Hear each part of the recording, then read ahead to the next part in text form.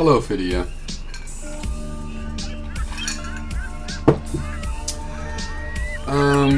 Yeah, we have a bit to discuss. So I've seen a couple of your videos and came in the middle of the conversation that you're having with Gratex.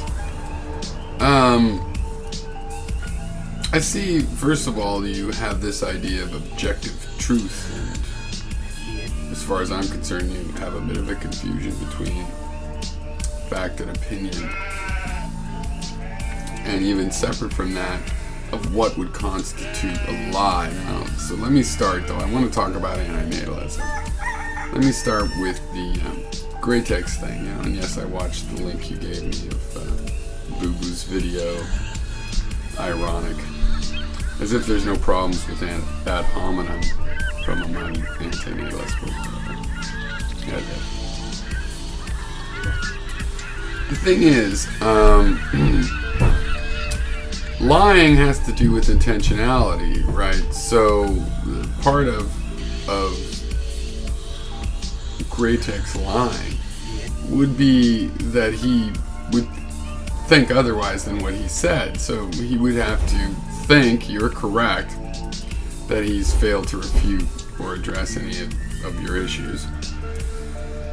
That he would have to think that. He would have to agree with you secretly and then be saying he doesn't. That's what it would have to be a lie. Now, I happen to agree with Gratex, so this is odd because that means that since he is correct, he would have to think he is incorrect and be saying it anyway, which to me seems rather far-fetched.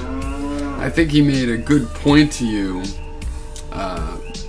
and in general, saying that you know, he's tired of being called a liar just because he doesn't agree with people, and that's what that means. You see, I agree with him. Yeah, hopefully you see that that's possible. So I very much doubt he thinks he's incorrect and is simply claiming to be for some rhetorical effect. I don't think so. Now, on antinatalism, you have to just realize that a lot of this is breaking down onto the issue of what is the value of a good life. And you guys, all of your arguments, the whole asymmetry is that, well, the value of a good life is nothing. Can you possibly imagine how I don't think so? Sounds like a good thing, you know, to a lot of people that don't have them. Now, to someone that has a good life, they might go, oh, well, it's not so good. I've had it. I checked it out. Do you think you have a good life? Because that's a funny thing for someone to think that all life is miserable, to think they have a good life, so they know. Are you sure? Maybe you just have what is supposed to be a good life. You know, let's say you have a really good high-paying job. Do you have a good life? Well, a few more details are required, huh? You know, a good life is a matter of how fit you are to your environment. I mean, what is the job?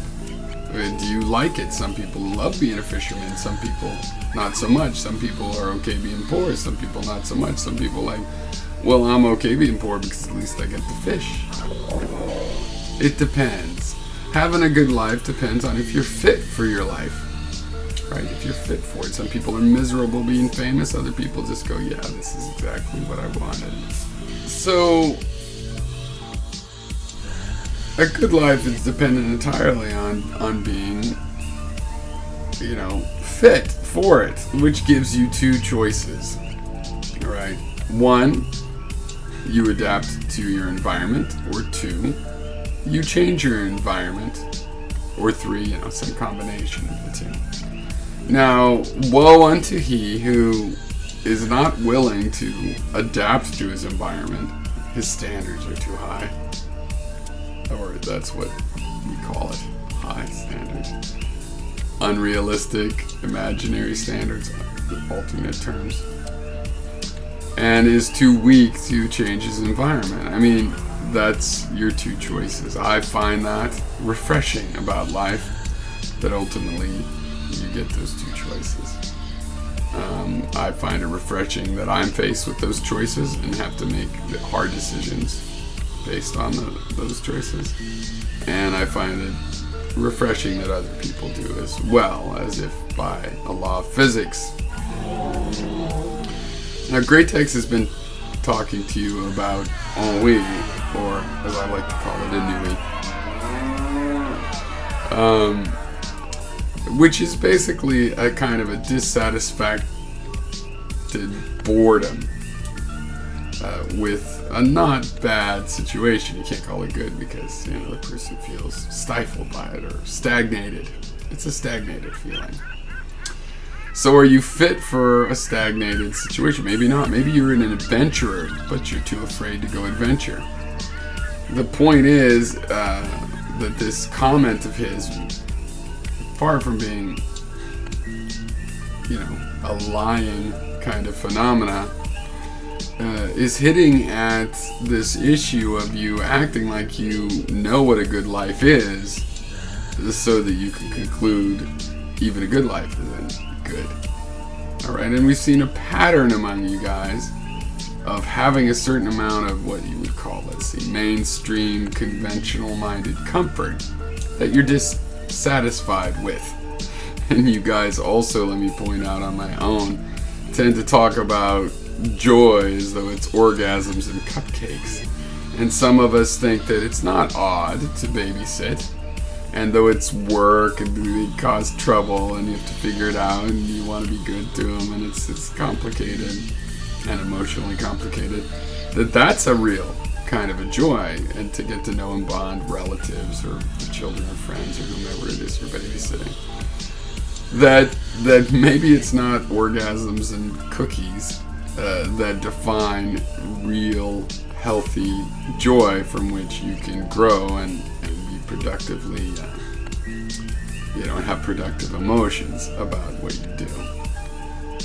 And yet you claim to have a good life. Well, you know, I think perhaps that's the abominable and far-fetched claim that you know enough about what a good life is, what it constitutes a good life, in order to say how it is, even at this extreme of a good life. I mean, how can you have credibility as someone that understands a good life when you say, oh, all of them are terrible? I mean, you report a life worse than my life, which has less material comfort to me, that says, well, I'm more fit to the world I live in than you are to the world you live in. Maybe you'd be happy if you were, you know, poor, catching trains to get around the country.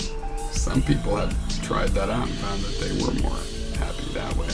How do you know? It's a matter of being fit to your environment. Have you thought about what kind of environment you would be fit to? Because that's what I would like to know. So anyway, cheers. No offense intended. Thanks for the encouragement about the website. I love your attitude that, you know, some sort of almost a confidence that I'll make a tool that maybe I'll be pinned down and proved wrong. But yes, that's the idea. I don't want to make something that doesn't work against me. I absolutely don't. I want to make a hammer you can nail with and a gun you can shoot cans with and all the rest. Of course, the whole gun metaphor disturbs to be serious, but I'll explain that in a different video. Alright, cheers. I hope you comprehended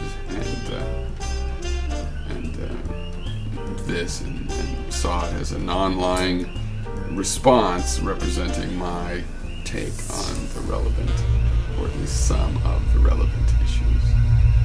Cheers.